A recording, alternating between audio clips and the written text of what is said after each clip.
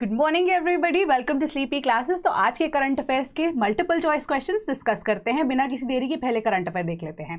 तो आज के जो करंट अफेयर्स अगेन वो थोड़े से कंटेंट हैवी होने वाले हैं, तो थोड़े पेन पेपर को ना आप उठा के पॉइंटर्स बनाना यहाँ पे शुरू कर दो, ठीक है। बिहाइंड कर्व्स जब हम बात कर रहे हैं on Bangladesh jute productions, Dhaka proximity to Beijing ignoring export malpractices. So इसका मेजर यहाँ पे एक डिस्कशन हमने लास्ट लेक्चर में भी किया था कि इंडिया ने जो बांग्लादेश से वाया लैंड रूट बंद कर दिया import of jute and jute products, ठीक है।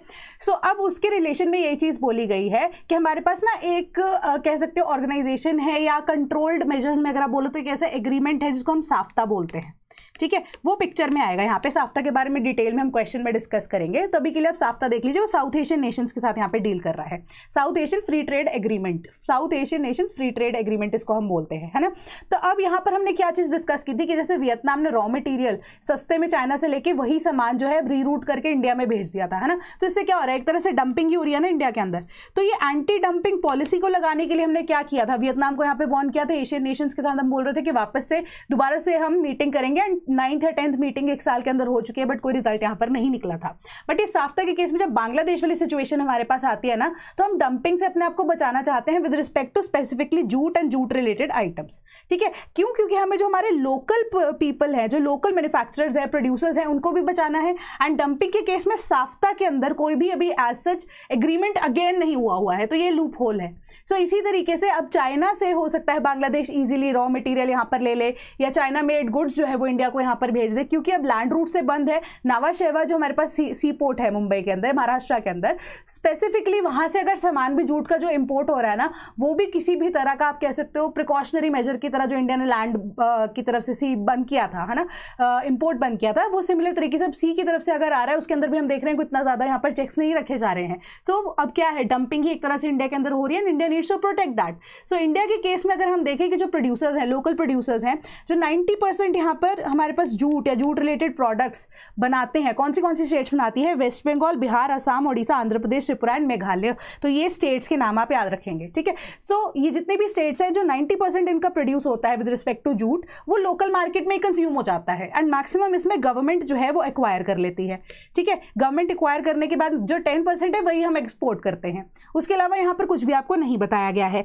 ठीक है। सो अब इंडिया ने क्या किया है कि अगर हम एंटी डंपिंग को यहाँ पर रोकना चाहते हैं, अभी भी हमारा जो साफ्ता से रिलेटेड एग्रीमेंट के अंदर डंपिंग वाली सिचुएशन नहीं आई है, सो अब हम क्वालिटी चेक जो है थ्रू सी पोर्ट वो तो कर सकते हैं। अब माना ये जा रहा है कि क्वालिटी चेक के अंदर क्या चीज देखी जाएगी कि हाइड्रोकार्बन ऑयल फ्री स्टेटस को चेक किया जाएगा कि यहां पर मिसडिक्लेरेशन या फ्रॉडुलेंट लेबलिंग तो कहीं नहीं हुई है कि चाइनीज माल तो इंडिया को नहीं भेजा जा रहा बांग्लादेश के द्वारा, ठीक है। सो इसके ऊपर यही चीज बोली जा रही है। तो इससे जुड़ा सवाल है, अब साफ्ता के अकॉर्डिंगली हम देखते हैं। तो free trade arrangement of South Asian Association for Regional Cooperation, ठीक है।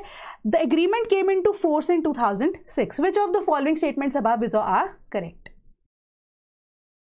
तो इसका correct answer option number c, दोनों की दोनों स्टेटमेंट्स करेक्ट है कि जो साफ्ता है ना हमारा south Asian free trade agreement या फ्री ट्रेड एरिया जो है, ये हमने सार्क नेशंस के साथ मिलकर एक ऐसा एग्रीमेंट बनाया था कि हम फ्री ट्रेड एग्रीमेंट है, यानी कि आप कह सकते हो कि एक मोस्ट फेवर्ड नेशन की तरह हम एक दूसरे को देखेंगे कि हम फ्रीली एक दूसरे के साथ ट्रेड करेंगे, किसी भी तरह के बैरियर यहाँ पर नहीं होंगे, ठीक है। एंड वो क्यों हुआ था, क्योंकि हमारे पास जो सार्क नेशंस है मेजरली उसमें जो नेशंस इंक्लूड होते हैं जैसे कि अफगानिस्तान हो गया, Bangladesh, Bhutan, Maldives, Nepal, Pakistan, Sri Lanka and even India, ये भी ग्रोइंग इकोनॉमीज है, कुछ अंडर डेवलप्ड यहाँ पे इकोनॉमीज भी हैं, है ना। तो अब जो एक रीजन के अंदर यहाँ पे थोड़ा सा डेवलप्ड नेशन होता है, इन दिस केस अगर हम देखें तो इंडिया, वो अब क्या करेगा, वो एम्पावर करने में हेल्प करेगा अपने रीजन में, तभी तो डोमिनेंस या सॉफ्ट पावर का यहाँ पर या हेजिमनी का कॉन्सेप्ट बनता है ना। हेजिमनी में अब सॉफ्ट पावर भी इंक्लूड होती है एंड हार्ड पावर भी इंक्लूड होती है। सो अब क्या होता है कि रिस्पॉन्सिबिलिटी यही होती है ना कि अगर हम इंटरनेशनल रिलेशंस में एक ऐसी सिचुएशन को देखते हैं कि कोई एक स्ट्रॉन्ग नेशन उसके आसपास वाले जितने भी वीक नेशंस है,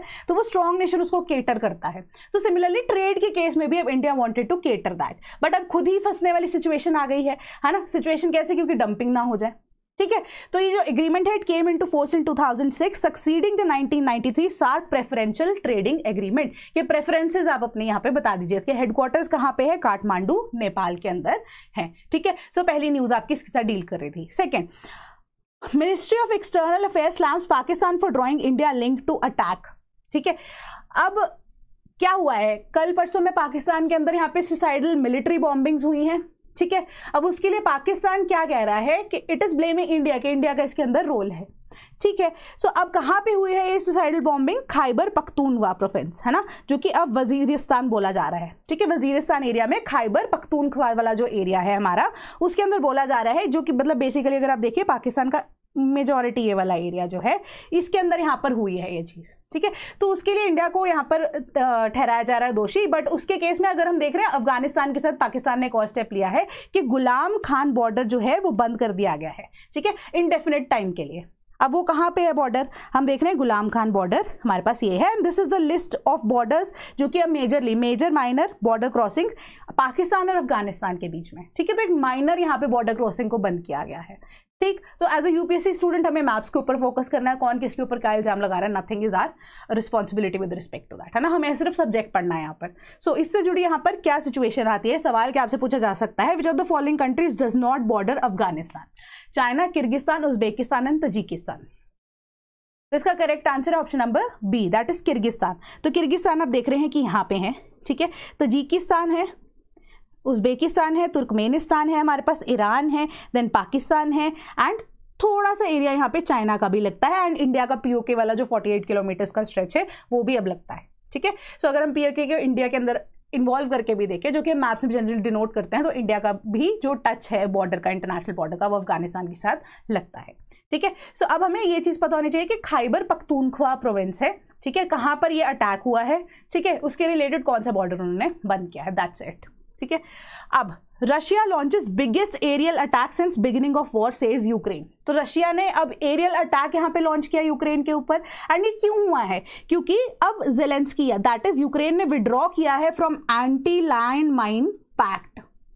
अब लैंड माइन के केस में आपको सिचुएशन पता होती है कि लैंड माइंस को बिछा दिया जाता है ज़मीन के under by the other country opposition, या जनरली हम देखें तो वर्ल्ड वॉर के टाइम पे इसको बहुत यूज़ किया जाता था कि कोई भी सिविलियन हो, कोई भी बच्चा हो, कोई भी जानवर हो या कोई भी हो, अगर उसका पैर उस माइन के ऊपर आ जाता है तो वो माइन फट जाती थी, ठीक है। सो अब यूक्रेन ने क्या किया, विड्रॉ किया इस पैक्ट से। Russia was never a signatory to this pact, ठीक है, ना इंडिया ना पाकिस्तान इसका सिग्नेटरी कभी भी नहीं रहा, ठीक है, जस्ट फॉर योर इन्फॉर्मेशन। सो अब इस अटैक के अंदर अगर हम देखें तो हम जो ये एंटी लैंड माइन पैक्ट है वो ओटावा कन्वेंशन का पार्ट है, ठीक है, इसको हम ओटावा कन्वेंशन बोलते हैं, जो कि अब 1997 में साइन हुई थी, ठीक। सो अभी अगर हम बात करें विद रिस्पेक्ट टू अटैक, तो 537 एरियल वेपन्स यूक्रेन की तरफ दागे गए, जिसके अंदर 477 ड्रोन्स थे एंड डिकॉयज से, एंड 60 मिसाइल्स थी, जिसमें से मैक्सिमम जो है यहाँ पे न्यूट्रलाइज कर दी गई हैं।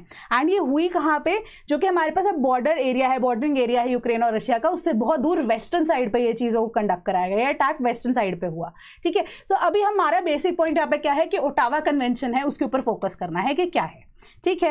Consider the following statements. Ottawa convention was concluded by diplomatic conference on international total ban on anti personnel and anti vehicle mines. The Ottawa convention came into force in the year of 1999। Which of the following statements is correct? तो इसका correct answer है कि दोनों की दोनों statements यहाँ पर नहीं है। फर्स्ट स्टेटमेंट हमारी इनकरेक्ट है, सेकंड स्टेटमेंट हमारी करेक्ट है। क्यों?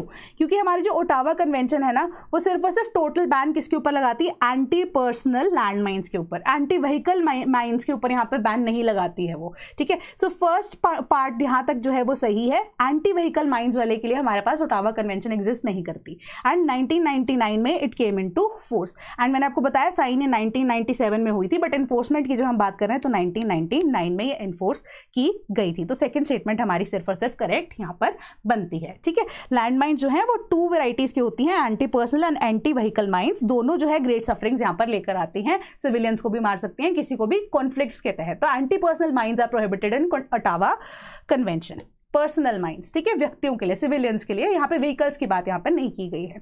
How decision by United States Supreme Court could boost Trump citizenship order. तो ट्रम्प ने रिसेंटली भी सिटीजनशिप के लिए ये चीज़ बोली थी कि people those who are born, ठीक है, या जो बच्चे अब यूनाइटेड स्टेट्स में पैदा होते हैं, बीट उनके पेरेंट्स कहीं पे भी हो, पहले एग्जिस्ट करते था ना ये लॉ कि कोई भी व्यक्ति अगर यूनाइटेड स्टेट्स में गया है, उनका बच्चा वहाँ पैदा हो जाता है, बीट वो वहाँ के सिटीजन है या नहीं है, या टेम्पररी वीजाज पे भी आए हुए हैं, तो that child automatically becomes US citizen, ठीक है। सो इसको बहुत ज्यादा यहाँ पर क्या किया जा रहा था, मिसयूज किया जा रहा था। ठीक, तो इसी के बेसिस पे अब ट्रंप का डिसीजन यही आया था कि हम ये अमेंडमेंट लेके आ रहे हैं कि अनटिल एंड अनलेस आपके पास या आपके पेरेंट्स खुद से यूएस सिटीजन नहीं है या यूएसए के पर्टिकुलर आप कह सकते हो कोर्स में एनरोल नहीं हुए हैं या पर्टिकुलर वीजाज नहीं है उनके पास, सो इन दैट केस वो यूएस सिटीजन यहाँ पर नहीं बन सकते। ठीक, तो इनके केसेस पे उनको लताड़ा भी गया था बहुत सारी सिचुएशंस में, बट यूनाइटेड स्टेट्स की जो सुप्रीम कोर्ट है उनका डिसीजन जो है वो अब ट्रंप के फेवर में ही आया है। तो थोड़ा सा लीगल एस्पेक्ट इसके अंदर देख लेते हैं कि वो क्या है। ठीक, सो अब सुप्रीम कोर्ट को ऑर्डर आया है 6:3 के ओपिनियन में कि जो फेडरल जजेस है जिनका अब रोल क्या है वो मैं आपको समझाऊंगी, वो अब ऐसा इंजंक्शन पास नहीं कर सकते जो कि अब पूरे के पूरे यूनाइटेड स्टेट्स में यहाँ पे एप्लीकेबल हो। तो सबसे पहली चीज क्या है कि इंजंक्शंस क्या होते हैं। इंजंक्शंस अगर हम लीगल टर्म में देखते हैं दैट इज कि एक वार्निंग जो कि इशू की जाती है कि ये हमारी तरफ से है। अब इंडिया के केस में जो कोर्ट्स हैं वो भी इंजंक्शन दे सकते हैं, वार्निंग दे सकते हैं। अब वो डिपेंड करता है वो सुप्रीम कोर्ट दे रहा है वो हाई कोर्ट दे रहा है। ठीक, बट यूएस का और इंडिया का जो जुडिशियल सिस्टम है दैट इज एंटायरली डिफरेंट। क्यों? क्योंकि यहाँ पे पिक्चर में आते हैं यूएस की केस में फेडरल कोर्ट्स। उससे पहले ना हम एक चीज देख लेते हैं, और 14th अमेंडमेंट जो यूएसए की कॉन्स्टिट्यूशन की क्या कहता है, वो रैटिफाई की गई थी इन द ईयर ऑफ 1868। एक कन्वेंशन के तौर पे बेसिक आइडिया वाज कि जो black American which were early not given any kind of right, उनको ये चीज यहाँ पर कह के स्टेट करके इंक्लूड किया गया था बाय दिस 14th अमेंडमेंट कि अगर उनके भी बच्चे जो कि अब यूएस के अंदर रिजाइड कर रहे हैं ब्लैक सिटीजन, उनके बच्चे अगर यूएस में पैदा होते हैं they will be US citizen automatically. So कहीं पे भी उन्होंने ये चीज मेंशन नहीं की थी कि कोई भी रैंडम व्यक्ति अगर आकर without any kind of particular visa या फिर टेम्पररी वीजा पे अगर आप आ रहे हैं, सो इन दैट केस अगर आपका वहां पे ऑफस्प्रिंग पैदा हो जाता है तो वो आपको सिटीजनशिप प्रोवाइड करेगा। तो इंटरप्रिटेशन की बात है, यहाँ पर ट्रंप ने आके इंटरप्रिटेशन को ही चेंज कर दिया, राइट। तो यहाँ पे उनका जो कह सकते हो आप 14th amendment of the US constitution ये चीज को ले डाउन कर रहा था। अब आते हैं हम जुडिशियल स्ट्रक्चर पे। इंडिया के केस में हमारे पास यूनिफाइड जुडिशियल सिस्टम है, ठीक है। हमारे पास डिस्ट्रिक्ट कोर्ट है, उसके अंदर लोअर कोर्ट्स है। अब डिस्ट्रिक्ट कोर्ट के ऊपर हाई कोर्ट होता है, देन सुप्रीम कोर्ट होता है। बट यहाँ पे यूनाइटेड नेशंस को हम क्या बोलते हैं, ठीक है, यूनाइटेड स्टेट्स ऑफ अमेरिका। तो 50 यूनाइटेड जो है वो स्टेट्स हैं यहाँ पर, है ना। 50 अलग तरह की स्टेट्स हैं, उनके अलग से यहाँ पर जो स्टेट के कोर्ट्स एग्जिस्ट करते हैं। उसके बाद अगर हम देखें तो हमारे पास फेडरल कोर्ट एग्जिस्ट करता है 3 टियर्ड सिस्टम के अकॉर्डिंगली, ठीक है। सो फेडरल कोर्ट है, फेडरल कोर्ट के बाद हम देखेंगे तो उनके कोर्ट ऑफ अपील होते हैं। कोर्ट ऑफ अपील के बाद यहाँ पर सुप्रीम कोर्ट आता है यूएसए का।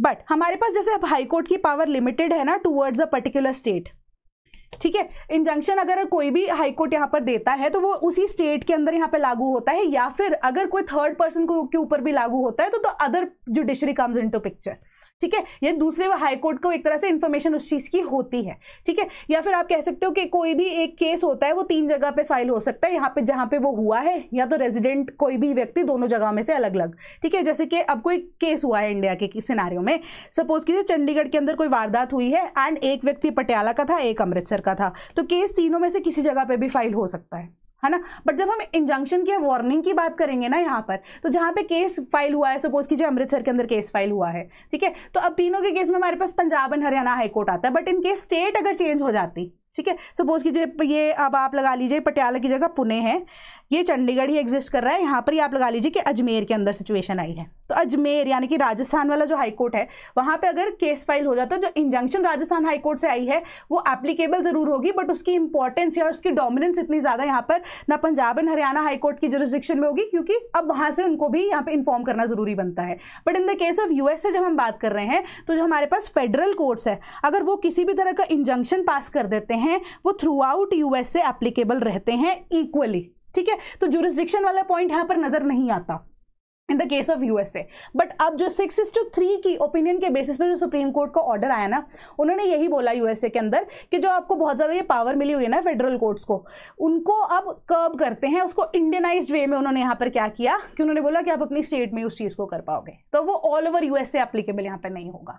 या फिर एक चीज ये होगी, या दूसरी चीज उन्होंने ये बोली है कि कोई भी इंजंक्शन, सपोज कीजिए एक सिटीजनशिप का कोई उनके पास केस आता है फेडरल कोर्ट के पास, ठीक है, सो वही जो इंजंक्शन अगर दूसरा कोई सिमिलर आ जाता है विद रिस्पेक्ट टू सिटीजनशिप, वो इंजंक्शन उस फेडरल कोर्ट का उसी केस में वैलिड रहेगा, वो सेकंड केस के लिए अलग से इंजंक्शन आपको निकालनी पड़ेगी अगर आप निकाल रहे हैं तो, ठीक है। तो एक सिमिलर केस को आप एक तरह से नहीं देखेंगे, एक तरह के केसेस को आप सेम तरीके से यहाँ पर नहीं देखने वाले हैं। तो ये जो आपको आप कह सकते हो 6-3 की रूलिंग या ओपिनियन आया वहां पे सुप्रीम कोर्ट ऑफ यूएसए का, सो एक तरह से क्या हो रहा है, वो ट्रंप को यहाँ पे फायदा कर रहे हैं। इसके पीछे का पॉलिटिकल रीजन यही है कि अब क्या है कि जितने भी जजेस हैं, जो कंजर्वेटिव जजेस हैं अपॉइंट किए गए थे बाय रिपब्लिकन प्रेसिडेंट्स, वो अब मेजॉरिटी में है और वो फेवर में कर रहे हैं ट्रंप के जो रूलिंग्स हैं।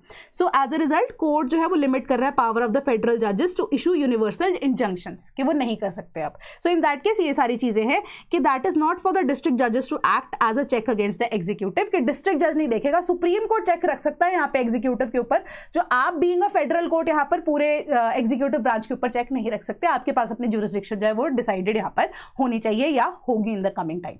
सो ये चीज यहाँ पर ये पूरी की पूरी न्यूज बता रही थी। Consider the following page features of the Indian constitution and borrowed from which country. हम तो अपने हिसाब से यूपीएससी का पेपर देखेंगे, न्यूज तो मैंने आपको बता दी। Ideals of justice Japan, Rajya Sabha members nomination USSR, procedure established by law Iran. How many pairs are correctly matched? तो इसका करेक्ट आंसर है option number D, none of the above. जब हम बात कर रहे हैं आइडियल्स ऑफ जस्टिस तो वो हमने यूएसएसआर से लिए थे विच इज नाउ रशिया। जब हम बात कर रहे हैं राज्यसभा मेंबर्स की नॉमिनेशन की तो हमने आयरलैंड से ली थी, जापान से लिया हमने प्रोसीजर एस्टैब्लिश्ड बाय लॉ, ठीक है। सो प्रोसीजर्स एस्टैब्लिश्ड बाय लॉ की जब हम बात कर रहे हैं, सो अब हम देख रहे हैं यहाँ पे प्रोसीजर एस्टैब्लिश्ड बाय लॉ हमने जापान से लिया, मैंने आपको बताया है ना। So procedure established by law and rule of law दोनों में फर्क है, ठीक है। रूल ऑफ लॉ क्या कहता है आपको कि एवरीवन इज बिलो लॉ, कि लॉ सबसे ऊपर है, वो रूल ऑफ लॉ आपको बोल रहा है। प्रोसीजर एस्टैब्लिश बाय लॉ आपको ये बोल रहा है कि जो भी हमने प्रोसीजर एस्टैब्लिश किया है, रूल ऑफ लॉ तो है ही, उसको हम अपहोल्ड कर रहे हैं, बट जो लॉ ने प्रोसीजर को एस्टैब्लिश किया है उसको भी ध्यान में रखना पड़ेगा। फॉर एग्जाम्पल अब रूल ऑफ लॉ हमें ये चीज बोल रहा है कि इक्वालिटी सभी के लिए होनी चाहिए, है ना, तो वहां पे हम इक्विटेबल सिस्टम जो है, इक्वालिटी और इक्विटेबल डिस्ट्रीब्यूशन भी देखते हैं, ये दो चीजों को देखते हैं, है ना। बट रूल ऑफ जो प्रोसीजर एस्टैब्लिश बाय लॉ जो हमारा आर्टिकल 21 भी बोलता है, ठीक है, राइट टू लाइफ के अंदर प्रोसीजर एस्टैब्लिश बाय लॉ का वही प्रोविजन हमारे पास आता है, वो यही चीज बोलता है हमें कि जो भी हमें लेड डाउन प्रोसीजर्स है जिसके अंदर हमारे प्रोसीजरल कोड्स इनिशियली एस्टैब्लिश किए गए थे, उसको हमें फॉलो कहां से करना है, वो आइडिया हमने जापान से लिया है, ठीक है। रूल ऑफ लॉ अलग चीज है, प्रोसीजर एस्टैब्लिश बाय लॉ दोनों चीजें अलग अलग है, कि एक प्रोसीजर को ले डाउन किया गया है कि कोई भी सपोज कीजिए कोई भी ऐसा घटना घट जाती है कि एफआईआर पहले दर्ज होगी, एफआईआर के बाद उसको मजिस्ट्रेट के सामने पेश किया जाएगा विदिन 24 आवर्स, उसके केस को रेफर किया जाना चाहिए, so on and so fourth. ये सारी चीजें प्रोसीजर है जो एस्टैब्लिश की गई है by law. So rule of law and procedure establish by law are different, ठीक।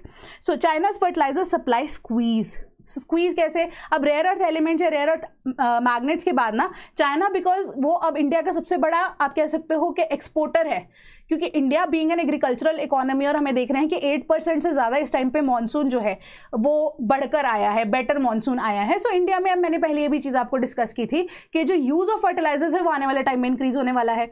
बट अब चाइना बीइंग चाइना, वो पहले रेयर अर्थ एलिमेंट्स को लेकर या रेयर अर्थ मैग्नेट्स को लेकर भी इशू क्रिएट करा था, बट अब वो सप्लाई ऑफ जो फर्टिलाइजर्स है वो भी रोक रहा है, ठीक है। तो उन्होंने वो भी एक्सपोर्ट करने अब बंद कर दिए हैं। तो इंडिया क्या कर रहा है, अब ऑल्टरनेटिव्स ढूंढ रहा है। ऑल्टरनेटिव्स उसने कहाँ से ढूंढे, अगर हम देखें यहाँ पे मेरे को मिल जाए तो ऑल्टरनेटिव्स के केसेस में उन्होंने Russia, Saudi Arabia, Morocco and Jordan को ढूंढा है, ठीक है। बट अब वही सिचुएशन आ रही है कि ये कंट्रीज जितना हमें भेज रहे हैं fertilisers, that is not enough. तो चाइना की यहाँ पे वॉइड जो है वो क्रिएट होता हुआ नजर आ रहा है। बट अभी यहाँ पर हमारा पॉइंट ऑफ व्यू क्या है कि हमें डिफरेंट टाइप्स ऑफ फर्टिलाइजर्स के बारे में पता होना चाहिए। एक तो हमारे पास एनपीके फर्टिलाइजर्स होते हैं, एक म्यूरेट ऑफ पोटैश होता है, एक sulphate of muriate of potash होता है, एक हमने एसओपी भी पढ़ा था, सल्फेट ऑफ पोटैश भी पढ़ा था। अब एक और हमारे पास आता है अमोनियम फॉस्फेट, ठीक है। इनके ऊपर आपको डेवलप करना पड़ेगा कि किसके अंदर क्या क्या यहाँ पे पाया जाता है। मेजर में अगर आपको बताऊं तो हमारे पास जो 20, 0 और 13 अमोनियम फॉस्फेट, या सॉरी अमोनियम सल्फेट बोलते हैं हम इसको, नॉट फॉस्फेट, जो सल्फेट है उसके अंदर हमारे पास सल्फर की प्रेजेंस होती है जो एनपीके फर्टिलाइजर्स के अंदर नहीं होती है, ठीक है। सो अब एनपीकेएस कॉम्प्लेक्स जो है इसको इमर्ज किया जा सकता है कि it is the third most consume fertilisers after urea and DAP, ठीक है, डाई अमोनियम फॉस्फेट के बाद आप कह सकते हो कि हमारे पास जो अब NPKs जो है वो सबसे ज़्यादा कंज्यूम्ड फर्टिलाइजर्स है। तो इन सब के ऊपर आप बिल्ड करेंगे कि क्या क्या है, क्या क्या इनके आपस में डिफरेंसेस हैं, कि कौन से किसके लिए ज़्यादा यूज़ होते हैं, कौन से किसके लिए ज़्यादा यूज़ होते हैं। ठीक है, हमने MOP और SOP के बारे में तो डिस्कस किया था। NPK fertilisers, NPKs fertilisers and ammonium sulphate के ऊपर आप बिल्डअप करेंगे यहाँ से। ठीक, so consider the following with respect to NPK fertilisers कि NPK are micronutrients which crops require for development. The ideal NPK ratio for the development of crops is 4:1:2। Which of the statements above is correct? तो इसका correct answer option number D, none of the above. क्यों? क्योंकि NPK में जिसके अंदर हमारे पास अब nutrients है बेसिकली, ठीक है, हम NPK हमारे मैक्रोन्यूट्रिएंट्स के अंदर आते हैं when it comes to crops and not micronutrients, क्योंकि ये बेसिक ग्रोथ के लिए यहाँ पे हेल्प करेंगे, पोटेशियम हेल्थ के लिए यूज करेगा, डेवलपमेंट के लिए यूज करेंगे, फॉस्फोरस जो है हम with respect to the crop उसके डेवलपमेंट के लिए यूज होता है। धीरे धीरे करके ऐसे ही हमारे पास ये नाइट्रोजन फिक्सेशन के लिए भी हेल्प करेगा। सो इसके केसेस में हमारे पास ये मैक्रोन्यूट्रिएंट्स होते हैं, नॉट द माइक्रोन्यूट्रिएंट्स। ठीक, उसके बाद जो हमारे पास NPK रेशियो स्पेसिफाइड है डेवलपमेंट के लिए, दैट इज नॉट 4:1:2। हमारे पास N का रेशियो आएगा 4, P का रेशियो आएगा 2 एंड K का रेशियो आएगा 1। ठीक, सो 4:1 का यहाँ पर रेशियो बताया गया है। देन GPS को की इंटरफेरेंस से थ्रेट है to global air and sea transportation. तो उसके रिलेटेड सोल्यूशंस क्या क्या होने चाहिए? तो सबसे पहले आपको पता होना चाहिए कि ग्लोबल पोजिशनिंग सिस्टम जिसको हम GPS बोलते हैं वो क्या है। सो अभी रिसेंट इसके पीछे की दुर्घटना एक घटी है, एक भी क्या मल्टीपल दुर्घटना घटी हैं स्ट्रेट ऑफ हॉर्मूज में। स्ट्रेट ऑफ हॉर्मूज में अब आप देखिए कि मल्टीपल शिप्स कितने टाइम पे आती है ना। तो मल्टीपल शिप्स के अंदर हम देख सकते हैं कि अभी रिसेंटली इंटरनेशनल लेवल पे क्या मुद्दा भी चल रहा था। सो अब जो शिप्स हैं वो भी GPS सिस्टम का यूज़ कर रही हैं। पुराने सिस्टम्स तो आउटडेट हो ही चुके हैं क्योंकि उसमें कैलकुलेशंस बहुत ज़्यादा रिक्वायर्ड रहती थी। तो अब GPS के थ्रू आपका एक रूट होता है, आप उसी को फॉलो करते हैं। बट कई बार ऐसा होता है कि जो GPS जो कि फ्रीक्वेंसीज के ऊपर डेवलप करता है, फ्रीक्वेंसी से आपको डेटा देता है, आपकी रियल टाइम जो लोकेशन है उसके बारे में आपको बताता है, राइट। सो उसी के केसेस पे अगर आप चलते जाएंगे एक स्पेसिफिक रूट पे, अगर आप देखिए फॉर एग्जाम्पल गूगल को आपने GPS लगाया, आपको A जगह से B जगह जाना था, ठीक है, तो वो आपको जगह रास्ता तो बता रहा है, क्या वो GPS आपको ये बताता है कि आपके आगे एक कार चल रही है? वो तो यही बोलेगा ना कि आप सीधा सीधा चलते रहिए। हो सकता है आपकी कोलिजन हो जाए अगर आप GPS को ब्लाइंडली फॉलो कर रहे हैं। यहाँ पर आप आगे आने वाली कार के लिए तो यहाँ पर है ही नहीं ना responsible with respect to GPS को, अगर आप ब्लाइंडली फॉलो कर रहे हैं। सो अब यहाँ पर सेम केस हो रहा है सीज के अंदर भी, इवन के हम देख रहे हैं कि एरोप्लेन्स के अंदर भी जो GPS को फॉलो कर रहे हैं। सो ग्लोबल पोजिशनिंग सिस्टम कैसे चलता है एंड उसके बेसिस पे क्या यहाँ पर गवर्नमेंट ने बोला, या कि डिफरेंट चीज़ें यहाँ पर दो चीज़ें आपको बताई गई है। एक तो जैमर का केस बताया गया है, एक आपको स्पूफिंग का केस बताया गया है। जैमर के केस में होता है जब GPS जैम कर देते हैं तो क्या हो रहा है कि फ्रीक्वेंसी पास ही नहीं कर पा रही है, तो कोई X लोकेशन और बता देगा, या आप कह सकते हो कि किसी व्हीकल को अगर आप ढूंढना चाहते हैं आप ढूंढ नहीं पाएंगे, कोई भी आप जो लोकेशन है वो ढूंढ ही नहीं सकते। तो आपको क्या वो बैक टू बेसिक्स वाली सिचुएशन में आपको मैथमेटिकली सारी चीज़ें कैलकुलेट करके मैनुअली काम करना पड़ेगा। बट जब हम स्पूफिंग की बात कर रहे हैं तो स्पूफिंग मीन्स कि इंटरफेरेंस कर देना, ठीक है। इंटरफेरेंस कैसे कि अब सिचुएशन ऐसी है कि आप बोल रहे हो कि हम तो एरिया से चल रहे हैं आराम से, बट किसी ने स्पूफ कर दिया है वो सिग्नल को, तो वो आपकी लोकेशन एग्जैक्ट यहां पर नहीं बताएगा ना, आपको भटका देगा। सो स्पूफिंग के केस में अलग एक डेंजर है, कोलिजन होने के चांसेस इससे बढ़ जाते हैं। तो स्पूफिंग के केस में भी अब क्या होता है कि बैक टू मैथमेटिकल जो पोजीशंस हैं वो वैसे आपको काम करना पड़ेगा। तो आप सोचिए कि ये तो सिर्फ उन शिप्स के लिए है जो कि ट्रेड के लिए यहाँ पे जा रही हैं, जो जिसमें लोग मेजरली जा रहे हैं।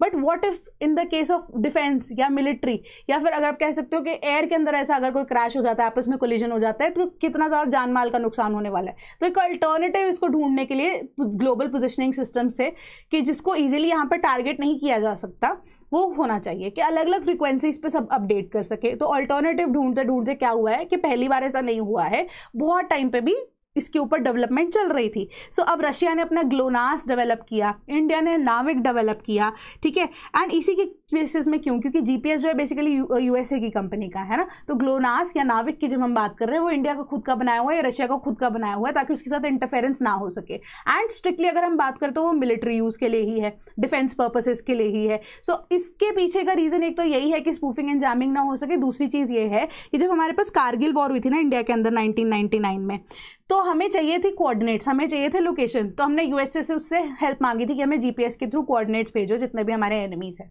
तो यूएसए ने मना कर दिया था। सो अब यूएसए ने मना किया। Likewise in the year of 2012 also BrahMos missile जो है वो अपने टारगेट को हिट करने से, या 2009 में भी अगर हम देखें तो ब्रह्मोस मिसाइल जो अपने ट्रायल ऑपरेशंस के टाइम पे टारगेट को मिस कर गई थी, या हिट करने से मिस कर गई थी। क्यों? क्योंकि जो जीपीएस वाला सिस्टम है ना, जो यूएसए के द्वारा बिल्ड किया गया है, उसके अंदर थोड़ी बहुत छेड़छाड़ की गई थी। सो इंडिया ने बोला नहीं, अब हम अपना सिस्टम यहाँ पे डेवलप करेंगे। नाविक को डेवलप किया गया था। तो अब आपका पॉइंट यहाँ पर क्या है कि जीपीएस का काम क्या है, जीपीएस काम कैसे करता है, एंड नाविक या ग्लोनास या कौन सी कंट्री ने अपना जीपीएस सिस्टम को लॉन्च किया है, उसके अकॉर्डिंगली आप यहाँ पर बिल्ड करने वाले हैं। ठीक है, तो इससे जुड़ा सवाल ये है, consider the following with respect to global positioning system कि GPS located a person using trilateration कि GPS locates a person using trilateration. Second कि coronal mass ejections and solar flares can disturb working of GPS. Which of the following statements above is correct? A, B, C, D. तो इसका correct answer option number C कि दोनों की दोनों same है। तो अब हम वर्किंग देख लेते हैं थोड़ी जीपीएस की, कि फॉर एग्जांपल आपने जीपीएस ऑन किया अपनी कार का, ठीक है, या अपने फोन से जीपीएस ऑन किया, तो आप एक तरह से फ्रीक्वेंसी को रेडिएट कर रहे हैं। फ्रीक्वेंसी किसकी तरफ जा रही है? सैटेलाइट की तरफ जा रही है। ठीक है, तो एक रिसीवर एंड पे है, तो अब रिसीवर एंड से हम क्या करेंगे, जो कि अब डिसेमिनेट करेगी इंफॉर्मेशन। डिसेमिनेट मतलब कि भेजेगी इंफॉर्मेशन आपको कि आपकी लोकेशन क्या है। वो 3 सैटेलाइट्स होती हैं, तो ये ट्राइलाइट्रेशन के बेसिस पे काम करती है। ट्राइलाइट्रेशन मतलब कि 3 सैटेलाइट्स जो कि आपके फोन की विसिनिटी में एक्ट कर रही होंगी, वो एक तरह से ऐसे 3 सर्कल्स बना लेगी। ठीक है, तो अब ये सैटेलाइट जो है बारी बारी से फ्रीक्वेंसीज भेजेंगी एंड डिस्टेंस को मेजर करेंगी। जैसे सोनार के केसेस में हम डिस्टेंस मेजर करते थे ना, सिमिलर तरीके से अब ये रेडियो फ्रीक्वेंसी के थ्रू यहाँ पे अलग अलग 3 सैटेलाइट्स जो है वो फ्रीक्वेंसीज को सेंड करेंगी। तो जब फ्रीक्वेंसी के बेसिस पे डिस्टेंस कैलकुलेट हो जाएगा, तो 3 तरफ से अगर हम ये डिस्टेंस को मेजर कर रहे हैं, तो जिससे शॉर्टेस्ट डिस्टेंस होगा उसी के बेसिस पे हमारे पास ट्राइलेट्रेशन के थ्रू एक सिंगल पॉइंट मेजर करके आपकी लोकेशन आ जाएगी। यही सेम पोजीशनिंग जो है, जीपीएस जो है काम इस तरीके से करता है। ठीक, so 52 villages adjoining LAC LOC and Ladakh to be reserved area. So अब इसका पर्पस यही है कि लाइन ऑफ एक्चुअल कंट्रोल या जो एलओसी के पास वाले एरियाज है ना, उनको हम रिजर्व्ड लिस्ट में या रिजर्व्ड एरियाज में डाल सकें। क्यों है इसका रीजन? इसका रीजन यही है कि यहाँ पे ट्राइबल एरियाज हैं। ठीक है, तो ट्राइबल एरियाज वाले लोग जो हैं, they do not be a part of, they do not want to become a part of the mainstream society. But चलो अब धीरे धीरे चीजें चेंज हो रही हैं, कमर्शलाइजेशन जो है वो भी ज्यादा बढ़ रही है, बट एटलीस्ट उनके लिए एक एरिया जो है वो रिजर्व होना चाहिए। सो अगर आप में से कोई भी स्पीति वैली वाली साइड गया हो, तो वहां पे आपने नोटिस किया होगा कि जब हम की मॉनेस्ट्री विजिट करते हैं, या इवन की काजा वाला जो रीजन है, जब वहां पर विजिट करते हैं, तो आपको मेन काजा जो टाउन वाला रीजन है वहां पर जाना अलाउड नहीं होता विदाउट परमिशन। ठीक है, अनटिल अनलेस आप कोई एसटी ना हो। क्यों? ऐसा क्यों? आपको परमिशन लेनी पड़ती है। द रीजन बीइंग कि वो एक रिजर्व्ड एरिया है स्पेसिफिकली फॉर ट्राइबल पीपल। सो वहां पे जाने से पहले आपको रिजर्वेशन की या परमिशन की रिक्वायरमेंट होती है, रिजर्वेशन नहीं, परमिशन की रिक्वायरमेंट होती है। ठीक है, सो ताकि उनको जो है उनकी जो आप कह सकते हो प्रिवेसी, उनका जो कल्चर यहाँ पर मिल जाए, उसको अपॉर्चुनिटी उसको प्रिजर्व करने का। सेम इसी तरीके से।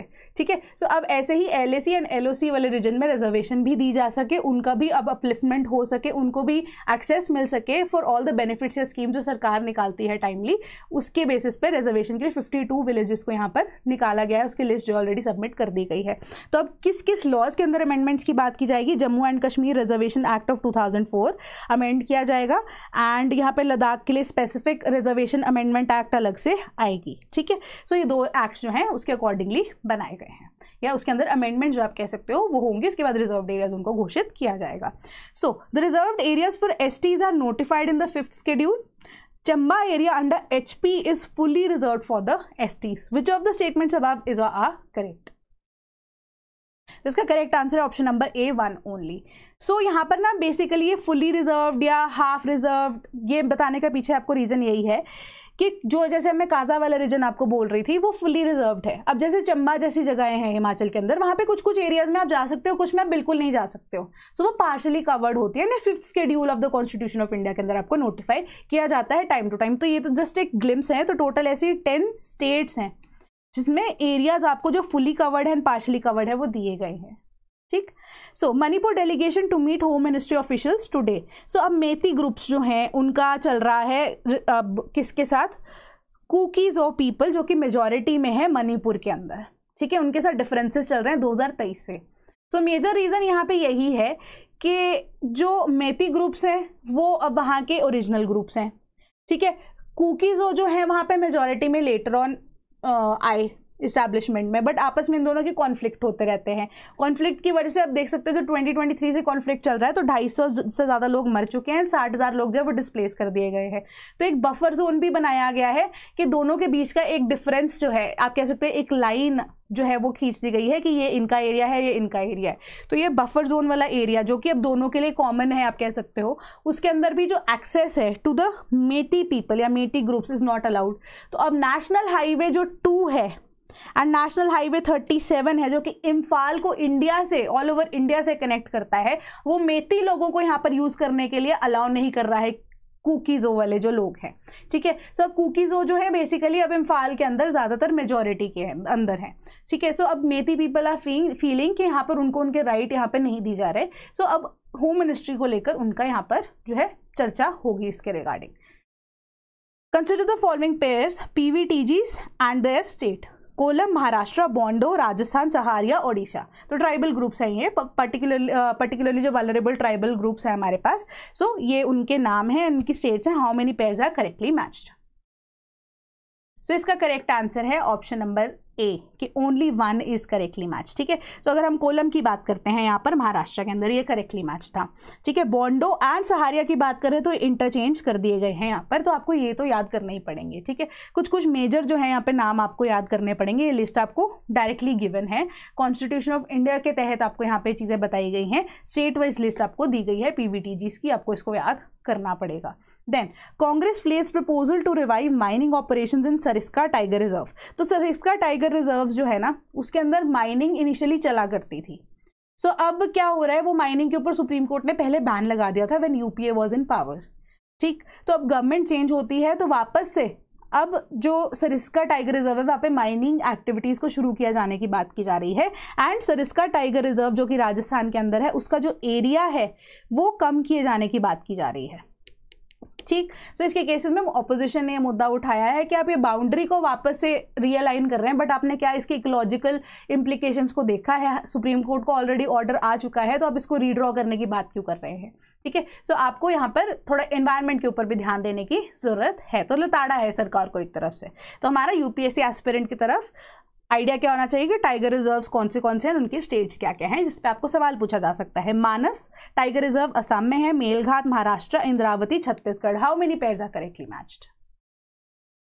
तो इसका करेक्ट आंसर है ऑप्शन नंबर सी के तीनों के तीनों यहाँ पर करेक्टली मैच्ड हैं। तो एक बार आप लिस्ट देख लेना, जो कि आपको सॉल्व यहाँ पर आप कह सकते हो कि डिटेल्ड पीडीएफ ग्रुप में, टेलीग्राम ग्रुप में भी मिल जाएगी आपको after this lecture gets delivered. तो उसके ऊपर अपडेशंस लाकर मैं आपको वहाँ पे टेलीग्राम ग्रुप में भी शेयर कर दूंगी, एंड लिंक को भी अगर आप फॉलो करते हैं वहाँ पे भी डेली आंसर्स जो है डिटेल में कवर किए जाते हैं। Then Indonesia begins 5.9 billion EV battery project despite environment fears. So यहाँ पर उन्होंने कहीं से भी क्लियरेंस नहीं ली है इंडोनेशिया ने, एंड ये चाइना के साथ मिलकर ईवी बैटरीज के ऊपर काम करना शुरू कर रहे हैं, एंड कैथोड्स की प्रोडक्शन के ऊपर काम कर रहे हैं, mining, smelting and production of cathodes, जो कि अब रिचार्जेबल बैटरीज का एक इंपॉर्टेंट पॉइंट है या इंपॉर्टेंट फैक्टर है जो कि उनको रिचार्जेबल बनाता है।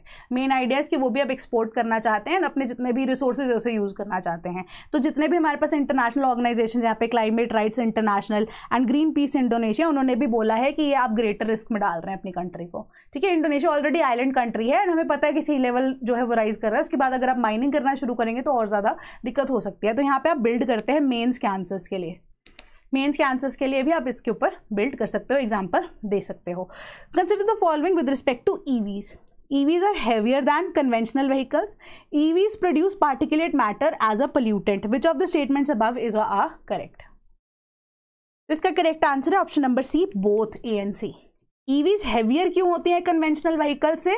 क्योंकि अब यहाँ पे जो बैटरी है उसका weight 40 to 80 kgs depending upon the vehicles, कई बार तो 100 kg प्लस भी ज़्यादा हो जाता है बैटरीज के वेट की वजह से, ठीक। दूसरी चीज़ कि वो प्रोड्यूस करते हैं particulate matter as a pollutant, and ये होता है इनके टायर्स की वजह से।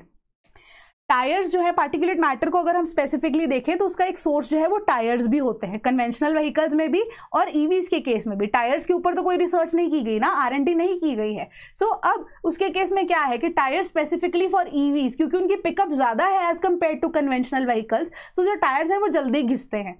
टायर्स जल्दी घिसते हैं तो हमारे पास पार्टिकुलेट मैटर 2.5 से भी कम, यानी कि बिल्कुल पाउडर जैसा हमारे पास ऐसे रबर जो है वो एयर के अंदर ना काफी टाइम तक सस्पेंडेड रहता है, क्योंकि लाइटर है, लाइट है तो ज्यादा देर तक एयर में सस्पेंडेड रहता है, जिससे क्या हो सकता है, प्रॉब्लम्स हो सकते हैं, रेस्पिरेटरी प्रॉब्लम्स हो सकते हैं।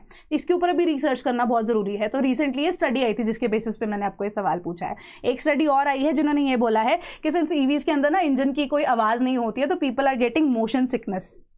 ये तो जस्ट मैं आपको वैसे ही फन फैक्ट बता रही हूँ कि मोशन सिकनेस लोगों को यहाँ पर ज़्यादा हो रही है। क्यों? क्योंकि हमारी बॉडी ने इतना ज़्यादा अडाप्ट कर लिया इंजन की रेविंग की आवाज़ को कि अब मोशन सिकनेस या उल्टियों के केस या फिर ज़्यादातर जो सिचुएशन है वो ईवीज के अंदर आ रही हैं। सो कुछ ना कुछ ऐसा फीचर उनको या तो डालना चाहिए, अदरवाइज तो ये इनेट हमारी प्रॉपर्टी बनाने के लिए, कैरेक्टरिस्टिक बनाने के लिए ह्यूमन्स को बहुत टाइम लग जाएगा। देन अब ये दो हम करंट अफेयर्स डिस्कस करेंगे, वो एक्स्ट्रा एडिशनल करंट अफेयर्स हैं कि ahead of census states asked to lock boundary changes before 31 December. So अब आइडिया यही है कि सेंसस जो है 2027 में इसका फर्स्ट जो फेज है वो खत्म होना है ना। सो अब उसके केस में बोला जा रहा है कि सेंसस में ना हम जो बाउंड्रीज हैं वो स्टेट्स की अगर आपको रीडिफाइन करनी है तो वो December 31 से पहले, या कॉन्स्टिट्यूएंसी अगर कोई रीडिफाइन करनी है वो कर लीजिए आप। क्यों? क्योंकि अब अगर सेंसस जो है वो कंडक्ट होता है ना, दैट इज बेस्ड अपॉन ईबीज या फिर एनुमरेशन ऑफ ब्लॉक्स जो कि फाइनलाइज किए जा चुके हैं, या उसके फाइनलाइजेशन से पहले जो कि 2026 December 31 तक फाइनलाइज हो जाएंगे, फर्स्ट फेज से पहले यहाँ पे फाइनलाइज हो जाएंगे, जिसके बेसिस पे अब सेंसस जो है वो कंडक्ट कराए जाते हैं फॉर 150 to 180 हाउसेज या 650 to 800 पीपल। एक व्यक्ति को इतने ज़्यादा जो लोग हैं वो यहाँ पर अलॉट किए जाते हैं। दैट इज बेस्ड के कौन से रीजन जो है, कौन से एरियाज जो हैं वो स्टेट के अंदर कहाँ पे फॉल करते हैं, कि अगर उसकी रीअलाइनमेंट करनी है तो आप कर लीजिए, क्योंकि उसके बेसिस पे यहाँ पे डिफरेंशिएशन डेटा में आ सकती है। तो ये चीज़ उन्होंने बोली कि अगर आपको रीडिफाइन करना है जो स्टेट्स के बाउंड्रीज को, वो 31 दिसंबर से पहले आप कर लीजिए। Then Kerala to seek sterilization of bonnet macaque, शायद हमें पहले भी डिस्कस कर चुके हैं कि बॉनेट मैकैक एक्चुअली में क्या है, उनकी क्रॉप्स को यहाँ पर मैकैक्स जो है हमारे पास बंदर होते हैं ना, उनके एक आप कह सकते हो कि स्पीशीज़ हैं ये। सो उनकी यहाँ पर स्टरलाइजेशन की बात की जा रही है क्योंकि पॉपुलेशन ओवर में बहुत ज़्यादा है, and human wild life conflict के तहत हम देख रहे हैं कि बहुत सारे जो लोग हैं उनके ऊपर भी अटैक्स हुए हैं, एंड क्रॉप्स जो है उसके ऊपर भी इम्पैक्ट पड़ा है क्योंकि आके फसल खराब कर देते हैं। तो Kerala government is seeking permission from the central government. क्यों? क्योंकि हमारे वाइल्ड लाइफ प्रोटेक्शन एक्ट में शेड्यूल 1 के अंदर अगर ये फॉल करते हैं तो उसके तहत अब क्या हो रहा है, बोला जा रहा है कि इनको हम स्टरलाइज करने के लिए, आइडिया ये है स्टरलाइज करके इनको देख के, इनकी सेहत को देखकर वापस इनको वाइल्ड लाइफ में छोड़ दिया जाएगा। ठीक, सो इसी के ऊपर थोड़ा सा बिल्डअप करना, स्पीशीज क्या क्या रिलेटेड हैं। So in case if you preparing for UPSC we have an ongoing batch, तो आपको इसका लिंक डिस्क्रिप्शन बॉक्स में मिल जाएगा, similar for the case of test series. That is all from my side today, thank you so much.